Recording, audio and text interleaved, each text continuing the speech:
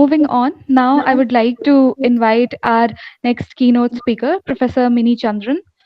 She would be speaking on Liberally Illiberal, the nature of proscription in British India. Professor Mini Chandran is a professor of English at IIT Kanpur. Her areas of interest are literature and censorship, Indian literature and aesthetics, and translation studies. She has published articles in academic journals as well as newspapers and is the author of The Writer, The Reader, and the State Literary Censorship in India and co author of An Introduction to Indian Aesthetics, History, Theory, Theoreticians. I welcome you, Professor Mini Chandran. Thank you for joining us. Over to you, ma'am. Thank you for that introduction, Divya. And after these wonderful presentations by both Professor Shahid Amin and Professor Singer, I am actually focusing on print rather than the oral tradition. So again, please allow me to share my slides.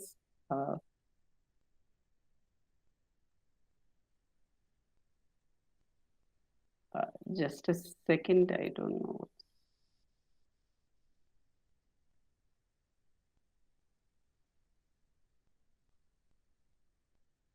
Yeah, I hope my slides are visible. Yes, ma'am, it's visible now. Yeah, okay.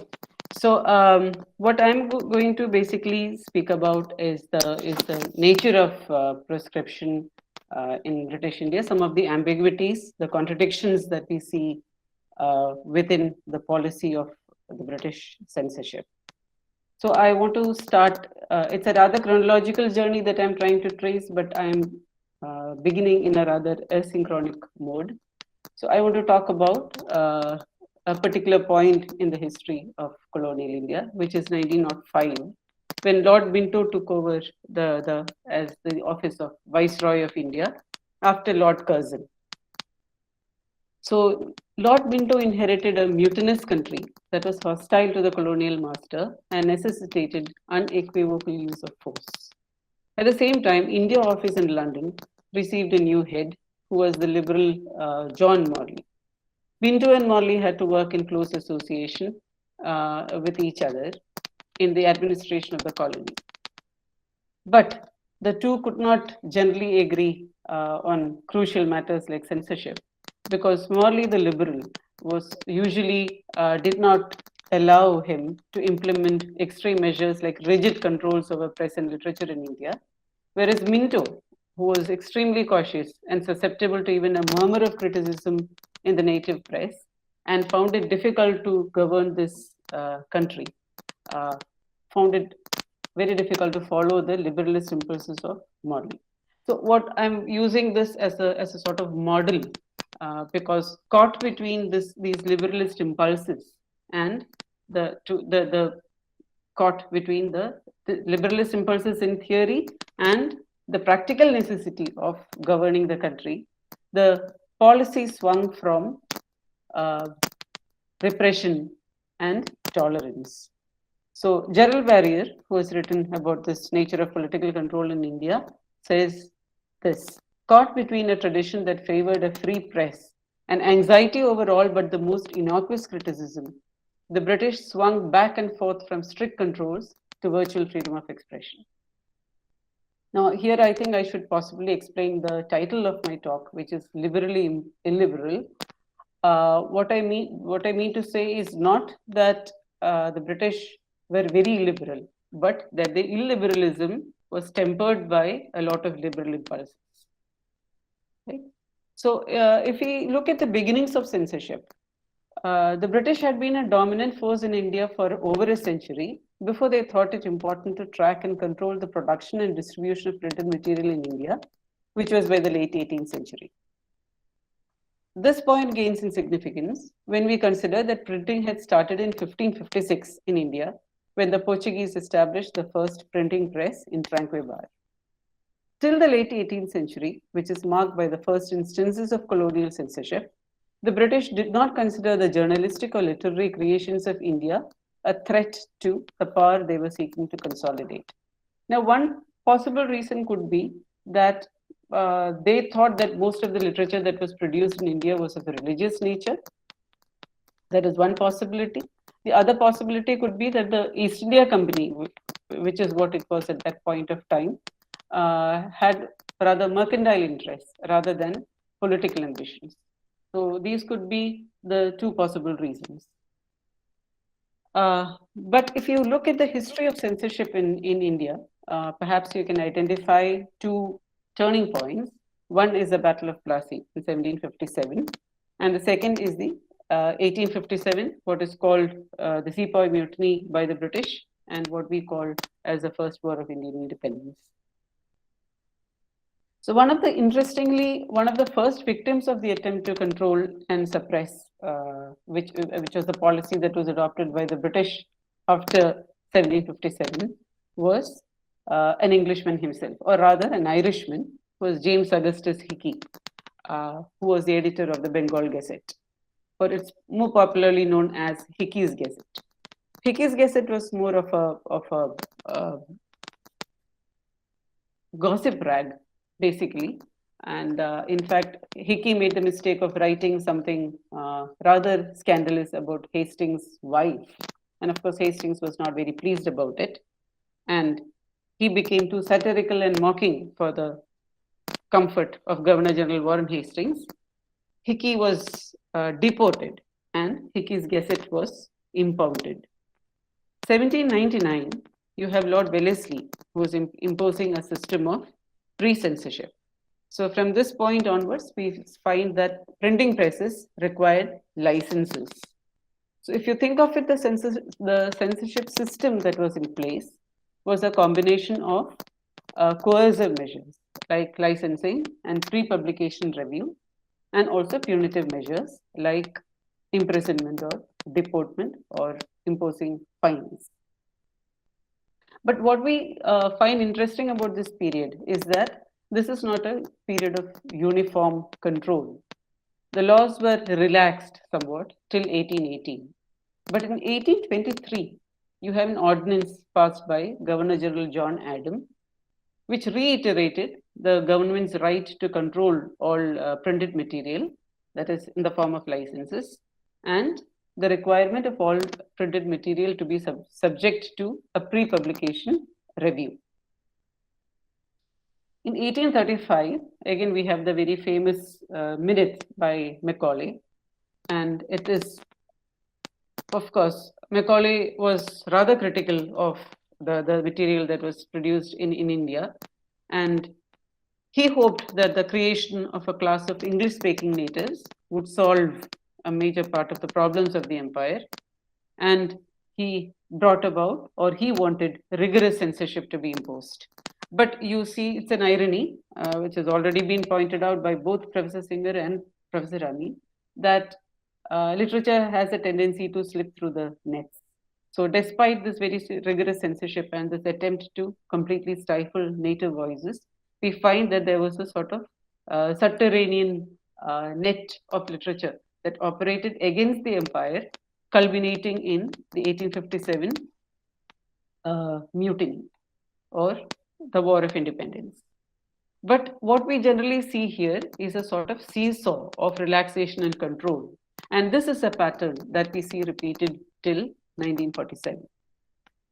It's understandable that after 1857, controls over the press intensified because the perception of the British was that the parallel world of literature or the parallel underground of literature contributed in a major way to the political movement or this violent uprising of 1857.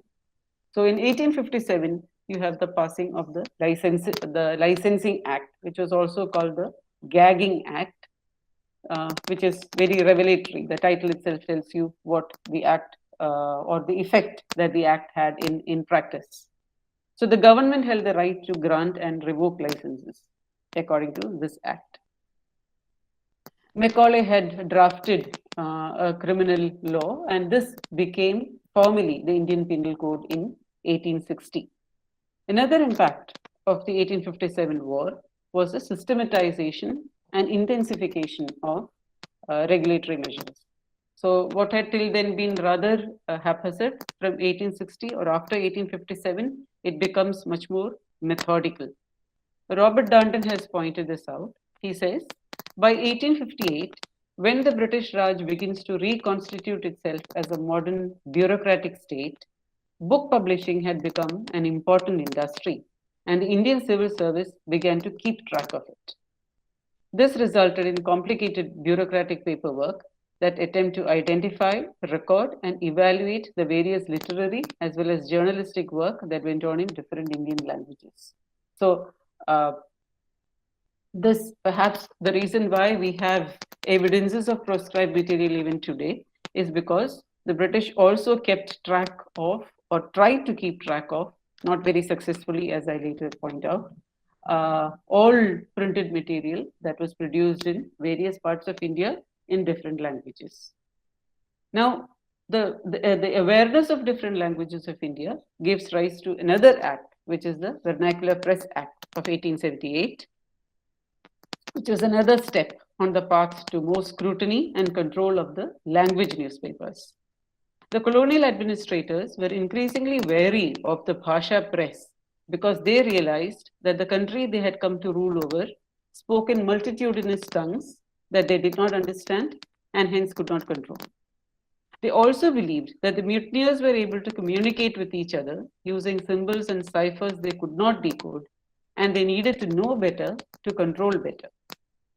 So the information they needed, they thought, came from primarily through print. Knowledge was power in this context. So the British built up an elaborate bureaucratic network that overlooked the regulation and control of printed matter. So this was somewhat the hierarchy. It operated from Whitehall, London, where the Secretary of State and an advisory Indian council oversaw the affairs of the colony. The government of India, that is on Indian shores, consisted of the Governor General or the Viceroy and the Executive Council, who was responsible for the formulation and implementation of policies. The immediate subordinates were the local governments and provinces and presidencies. There were also civil service officers who were in charge of districts, who were empowered to take decisions at the local level. So this was supposedly a very efficient system of communication intelligence, but for the sustenance of this bureaucratic machine,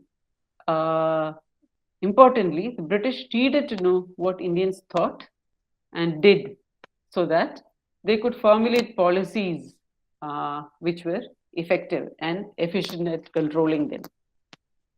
So the Press and Registration of Books Act of 1867 was a major step in this measure.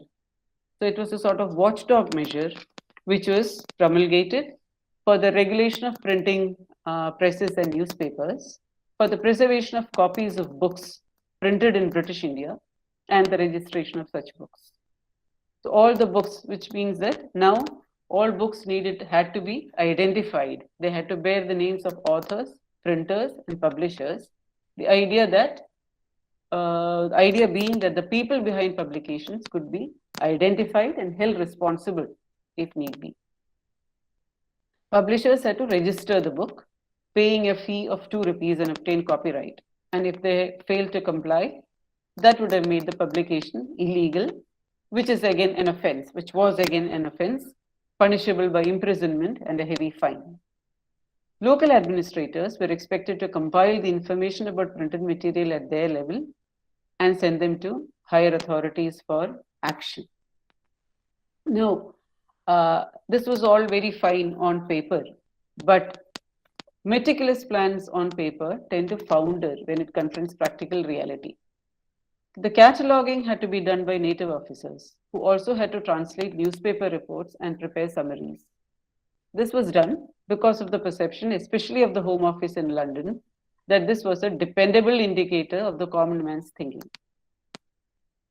However, the native officers' idiosyncratic notions and subjective perceptions about the substance and worth of the material often distorted the end product that reached the colonial masters, with the result that it was often a refracted reality that reached London.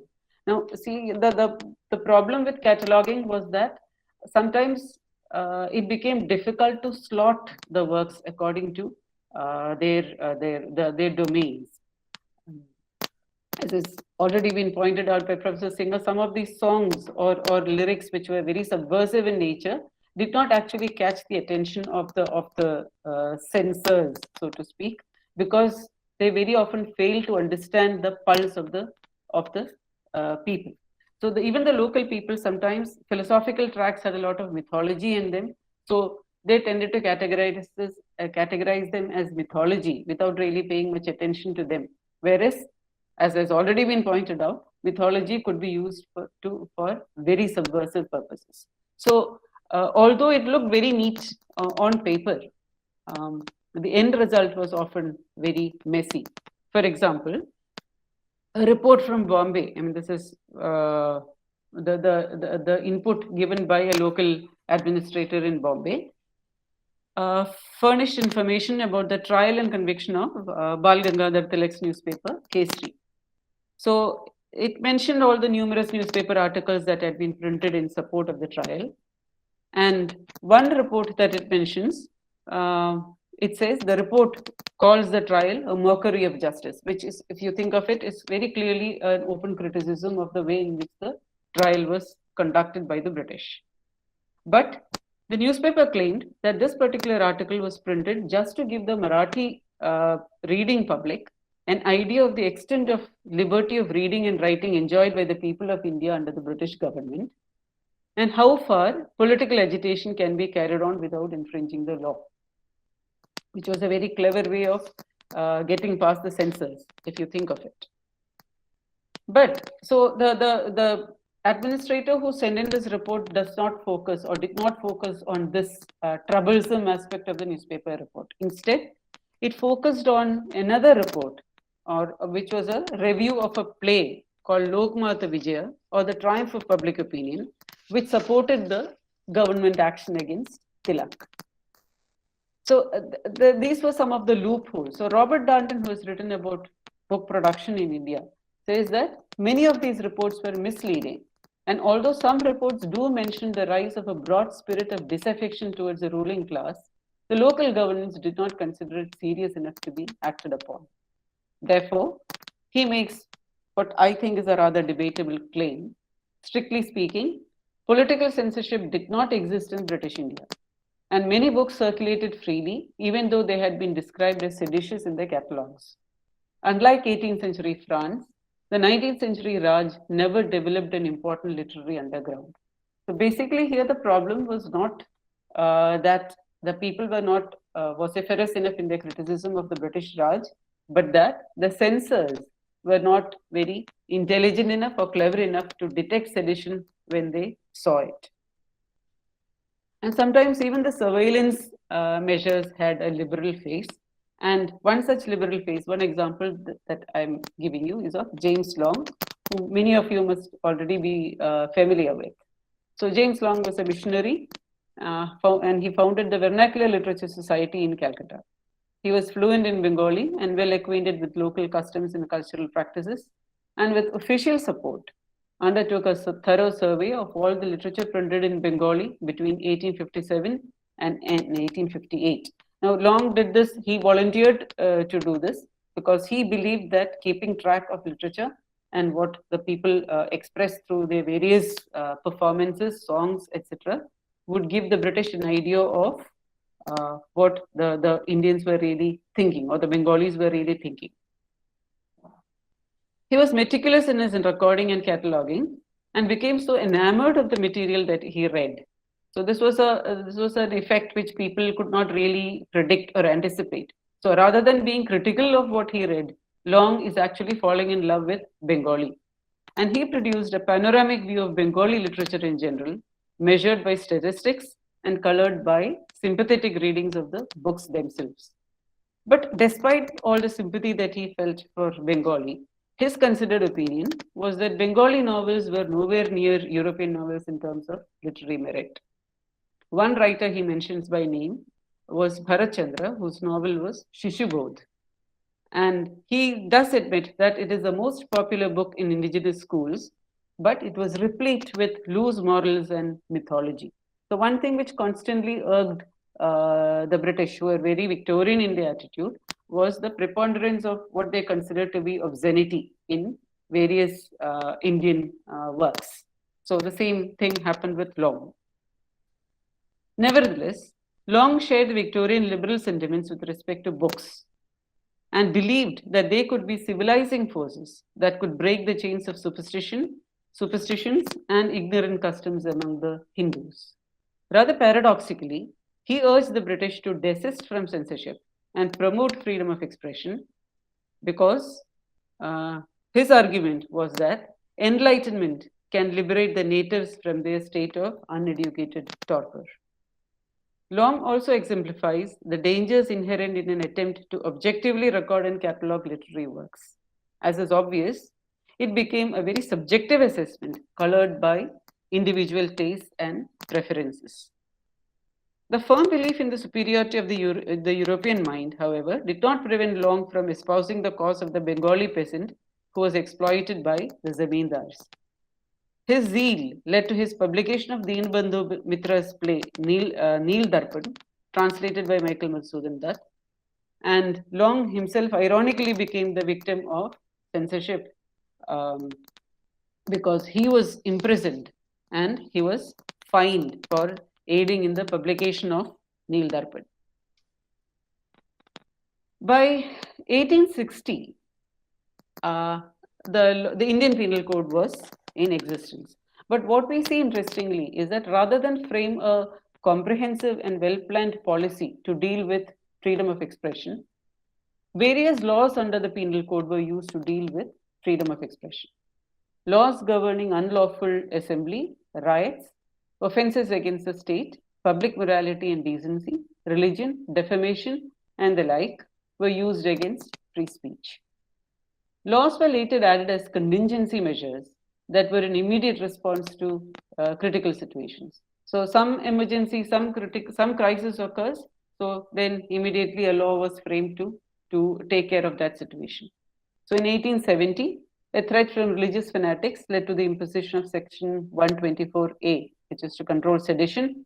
That law still stands. So this the sedition law says that anybody who brings or attempts to bring into hatred or contempt or excites or attempts to excite disaffection towards Her Majesty would be punished. Growing Hindu-Muslim tensions led to the implementation of Section 153A, which again that same section is applicable today also. It's a culpable offense to promote enmity between different groups on the ground of religion, race, place of birth, residence, language, etc. So the loopholes of this legislation were highlighted by the controversial trial and exoneration of the Urdu pamphlet Rangila Rasool. So I think many of the speakers in this conference are talking about Rangila Rasool. So Rangila Rasool highlighted the problem with 153A because the judge who overturned the decision to ban Rangila Rasool observed that Section 153A was concerned only with offense to religion and not with attacks on religious leaders. Immediately you had another law that was framed to deal with it, which was Section 295A. So this is what I mean by laws as responses to various critical situations. Now, despite the plethora of laws on paper, the official attitude to the implementation was rather lackadaisical. So the Gerald Barrier has this to say, the bureaucracy remained concerned with what Indians printed, particularly in times of crisis such as the mutiny or a disturbance on the frontier, but the limited scope of Indian journalism and the general reluctance of editors seriously to confront British authority did not seem to justify legislating punitive measures. But here you have to remember that perhaps this was because a whole lot of material that was being printed or that was being circulated among the various bhashas in India never really caught the attention of the British. Perhaps another reason could have been that. So there was a temporary lull at this point, and that ended with the eruption of violence that followed the partition of Bengal in 1905 by Lord Curzon. It was evident that a groundswell of public opinion had been building up against the colonial government, aided in a large measure by the literature that was now produced and distributed by printing presses scattered across the country. The literary and non-literary works exhorted for political change, an end to British rule, and there was an open call for self-rule for Indians. Literature and journalism became potent weapons in the hands of Indians. Bal Gangadhar Tilak's newspaper Kesari and Aurobindo's Yugantar are examples of militant journalism. So the British then was smothered by this mass of printed material that an officer is in one of his communiques. He says, "We are overwhelmed with a mass of heterogeneous material, some of it misguided, some of it frankly seditious, the mere bulk of which, to say nothing of its chaotic character, renders it unmanageable. This mass of matter has already got beyond our control." So this is like an open admission of complete helplessness. Faced by an increasingly hostile press that spoke in languages that they barely knew or understood, the British officers very often found themselves engaged in a fight with shadows. The Minto-Morley reforms of 1909, which limited the control of the British over local legislatures, further aggravated the division within administrative ranks with respect to controls over the press. So as this is where I mentioned the incident right at the beginning, how Lord Minto and John Morley could never arrive at a consensus regarding freedom of expression in India. So result was there did not seem to be a comprehensive policy regarding this in British India, and official action tended to be responses to immediate crises rather than products of careful planning. Increasing acts of violence, like the assassination of Curzon Wiley by Madan Lal Dhingra in 1909 and the attempt on Lord Minto's life, reinforced the British resolve to exert more force in dealing with dissidents. Even the liberal Morley had to give his assent to bans on newspapers. But as is the case usually, when censorship becomes harsher, the attempts to circumvent it also become more innovative and clever. So the ingenuity of the subversives grew in proportion. They began to smuggle in proscribed pamphlets.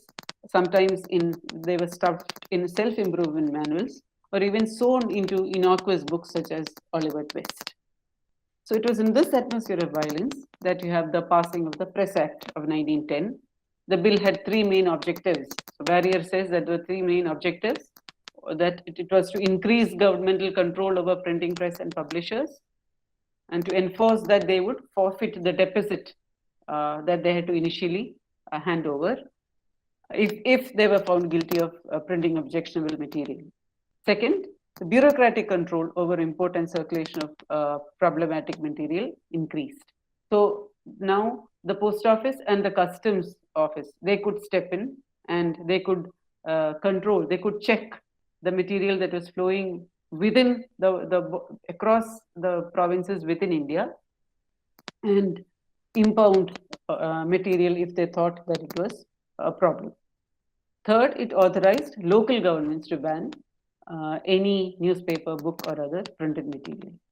So this decentralized system of control met with stiff opposition from Indians, unsurprisingly, and leaders like Gopal Krishna Gokhale, Madan Mohan Malaviya, and people like them expressed their dissent. But still, the Press Act was passed. But the interesting aspect about the Act is that, like the earlier legislations, the Act in practice on the ground was a different creature from the Act on paper. The Act empowered local administrators further, which made the India office more dependent on them for information. The vagueness of guidelines regarding procedure led to a lack of uniformity in the surveillance and control of material in different parts of India. Punjab, for instance, did not believe in additional measures of scrutiny because they claimed that a majority of Indians sided with the government. Hindu reporters exaggerated the potential threat of Muslim books and vice versa. So the surveys of books, like the version of Long, tended to be colored by individual preferences and prejudices. In the works of the director of the CID director, the reporting system was an Augean stable with material strongly tinged with the individuality and race of the officers who write them. So, as before, the well laid out schemes of the British went awry when confronted with Indian reality. Now, another major turning point, which was the outbreak of World War I, and this caused a rather disarray in the ranks of the government. But we see a rise in nationalist fervor. So the taking advantage of the disarray in the governmental ranks, the revolutionary groups stepped up the intensity of their activities. Crises like these demanded immediate retribution, and the censorship apparatus was made to swing into action with redoubled force. So the Post Office and Customs Office, which already we have seen how the Press Act of 1910 made them uh, uh, capable or gave them the official power to confiscate material that was considered suspicious. Provincial press committees were constituted to provide better channels of communication between India Office and local administrations. So, despite the ferocity of suppressive measures, subversive material seemed to thrive. The government, which had been wary of suppressing presses and making them lose their deposit money, now did not hesitate to do so. So, one such case was that of the Zamindar, which was run by Muhammad Ali. So, the press lost its security deposit of 2,000 rupees. But very soon, it was able to collect 10,000 rupees and deposit it and start publishing again. The reason being that Muhammad Ali did not find it difficult to collect 10,000 from his subscribers because, paradoxically, the governmental action against the press had only increased the number of subscribers and its popularity. So, this wartime intensity eased a little as there was growing opposition to the Press Act of 1910. Edwin Montagu, the Secretary of State from 1917, was uncomfortable with the arbitrary and unfair repressive measures. His view was that undue coercion would only reinforce opposition to the government, which in retrospect proved to be a very sensible and considered opinion, because the violence that erupted in 1919, especially after the Jallianwala Bagh massacre, lent more credence to his opinion. The government was forced to introspect, and a modified press bill was introduced in 1921. This bill narrowed the grounds on which material could be banned. However, restrictions increased in proportion to the fervor of oppositional movements raised by nationalist groups. Along with this, we also see a rising concern with communal tensions and legislation that sought to defuse them. But as Rajesh Dhawan is pointing out, the creation of such offenses was communal in its result, if not purpose and intent. They led to a forum for the faiths to use the code to fight one another through the law. A provision for peace could thus be excited to hatred and distrust. So this is an ironical outcome of a law that was meant to ensure communal harmony. So from this point onwards, from 1930 onwards, after 1919, 1920, when the civil disobedience movement is gaining in momentum, and both communal tensions and the rising fervor of nationalist movements are leading to increased fervor in curbing or suppressing material again. But still, we find this sort of seesaw. The restrictions on free expression follow the pattern of relaxation and control till 1947. But the censorship mechanism is getting harsher. It is synchronizing with the high points of the nationalist movement, like the declaration of Purna Swaraj in 1930 or the Quit India movement in 1942. But along with these repressive system, there is another form, what is not necessarily considered to be censorship, but a different form of image building and what appears to be positive, but an image building exercise and a way of controlling people's thought, which is the soft and persuasive power of propaganda. So newspapers were sponsored by the government. Newspapers like the Indian Gazette, Calcutta Gazette, and Madras Courier, which were supported by the government. And of course, it goes without saying that they were not censored at all. Besides published partisan reports in the guise of objective news, the government decided to engage in direct image building exercises. So, what the people receive from these newspapers as objective reports are actually versions fed by the government. So, in a way, it is not censorship in the sense of it is hiding or suppressing news, but it is actively uh, propounding or actively encouraging the spread of false news or fake news, if you want to call it. Consequently, the Central Bureau of Information was formed during the First World War and the Bureau of Press Information during the Second World War. They provided the official version of events, which became the declared truth. Contesting it would have amounted to sedition. But at the same time, along with this interest in propaganda, the British were very concerned about their image. So, open suppression of dissident voices would have dented the liberal image that the British government had carefully built up at home. So, the local governments were instructed to take action against presses if they were found guilty of printing seditious material. But they were not to be formally banned because it would have amounted to bad publicity. So, I'm coming to the conclusion. The British Empire thus seemed to play Jekyll and Hyde in the matter of free expression in India. It had to put up a democratic front on its own shores, while it had to rule autocratically over what they called the barbarian citizens of the colonies. As I've already mentioned, this resulted in rather quixotic situations where the desire for complete control had to be tempered with the concern for democratic principles of free speech. India Office administrators like John Morley and Edwin Montagu demurred when faced with the prospect of harsher restrictions because the Secretary of State would have found himself answerable to a horde of hostile questions from the opposition benches in Parliament. Willing to wound and yet afraid to strike, the British Empire vacillated between strict control of free speech and tolerance of dissident expressions. This ambiguity at the heart of British legislation on free speech is perhaps something we have unfortunately carried over into independent India, traces of which we see in the caveat that is attached to Article 19.1 that guarantees freedom of expression as a fundamental right. Thank you. Thank you, Professor Minichandran, for taking us on this chronological journey, if I may say so, of the gagging and letting speak policies of the colonial Raj and acquainting us with the loopholes in the system that enabled the publications to negotiate with the system. Thank you so much. Now, as we have come towards the close of the first session, I would like to call upon Dr. Ravikant. So, over to you, sir. It's a really wonderful journey of the legislative process and laid out the various aspects chronologically as well as analytically.